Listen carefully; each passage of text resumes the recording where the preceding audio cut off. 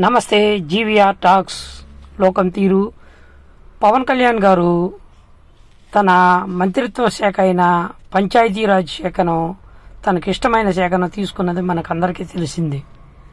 పవన్ కళ్యాణ్ గారు గాంధీ గారు చెప్పిన పల్లెలు దేశానికి పట్టుకొమ్మలు, గ్రామాలు దేశాభివృద్ధికి మూల స్తంభాలు అని గాంధీ గారు చెప్పిన మూల సిద్ధాంతాన్ని చాలా చిత్తశుద్ధితో తీసుకెళ్తున్నట్టు మనకు అనిపిస్తుంది.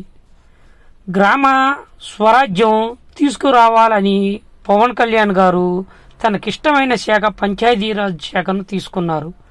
పంచాయతీలకు వన్నీ తెచ్చే విధంగా ఒకే రోజు 13,326 గ్రామ సభలు పెట్టి తీర్మానాలు చేయడం జరిగింది. ఇప్పటి వరకు ఇలాంటి గ్రామ సభలు జరగడం ప్రథమం. ఇది వరల్డ్ రికార్డ్ అనుకోవాలి. పంచాయతీలకు ఇంతకుముందు స్వాతంత్ర దినోత్సవానికి 100 రూపాయలు, అదే గణతంత్ర దినోత్సవానికి 250 రూపాయలు ఇచ్చేవాళ్ళు. అట్లాంటిది పవన్ కళ్యాణ్ గారు అది గుర్తించి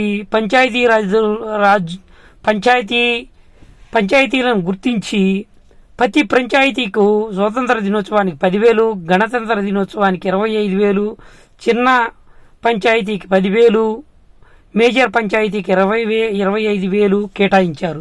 ఈ విధంగా పంచాయతీలని అభివృద్ధిపరిచి ప్రజలకు దగ్గర చేయాలని చెప్పేసి తన చిత్తశుద్ధిని చాటుకున్నారు. గ్రామాల్లో ఏ పని చేయాలన్నా వారి అవసరాన్ని బట్టి వారి నిర్ణయాలు తీసుకునే విధంగా చర్యలు తీసుకుంటున్నారు పవన్ కళ్యాణ్ గారు. ఇది గమనించిన world record of union officer మన ఆంధ్రప్రదేశ్లో 13,326 గ్రామ సభలు పెట్టినందుకు అది వరల్డ్ రికార్డుగా గుర్తించి పవన్ కళ్యాణ్ గారికి సర్టిఫికెట్ అందజేయడం జరిగింది.